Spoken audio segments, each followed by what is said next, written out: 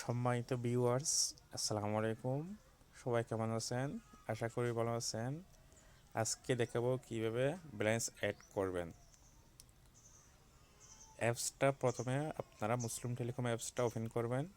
Open করার পর এরকম একটা ইন্টারফেস চলে আসবে।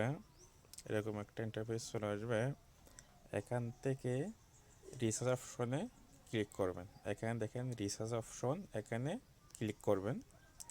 আমি ক্লিক করছি। ক্লিক করার পর এরকম একটা ইন্টারফেস চলে আসবে, ঠিক আছে।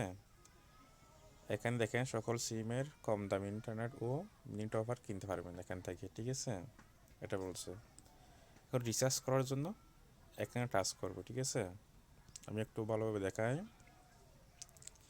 আমরা যেহেতু রিচার্জ করব, এই যে রিচার্জ অপশনে ক্লিক করব, ঠিক আছে। আমাদের যদি রিচার্জ লাগে রিচার্জ অপশনে ক্লিক করব।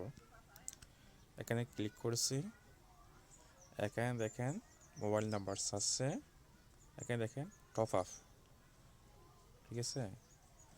এখানে মোবাইল নাম্বার দিবেন। রবি, এয়ারটেল, গ্রামীণ, বাংলাদেশ যে সিমে রিচার্জ করতে চাচ্ছেন সেই নাম্বারটা এখানে বসাবেন। এখানে কত টাকা অ্যামাউন্ট, ঠিক আছে, কত টাকা রিচার্জ করতে চাচ্ছেন সেই অ্যামাউন্টটা এখানে বসাবেন। তারপর নেক্সটে ক্লিক করবেন। আমি একটা রিচার্জ দিই আমার নাম্বারে, আমি এটা দিই।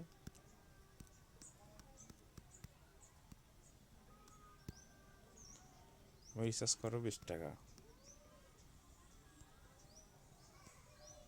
দেখেন আমি একটা বাংলালিংক নাম্বার রিচার্জ করেছি। নাম্বারটা এখানে বসেছি, আমার নাম্বারটা।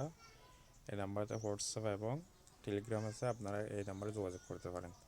এখানে 20 টাকা অ্যামাউন্ট দিছি। এখানে নেক্সটে ক্লিক করব, ঠিক আছে। নেক্সটে ক্লিক করার পর এরকম একটা ইন্টারফেস চলে আসবে। এখানে বাংলালিংক লোগো আছে, নাম্বারটা এখানে শো করবে। এখানে কত টাকা অ্যামাউন্ট রিচার্জ করব এটা আছে। এখানে আমার কত টাকা কাটতেছে এটা শো করতেছে, ঠিক আছে। এখানে পিন নাম্বার বসিয়ে, হ্যাঁ, সার্চ করে আমার পিন নাম্বার বসিয়ে এখানে যদি কনফার্ম করি তাহলে রিচার্জটা 2-1 সেকেন্ডের মধ্যে চলে যাবে, ঠিক আছে। থ্যাংক ইউ, সবাই ভালো থাকেন। আসসালামু আলাইকুম।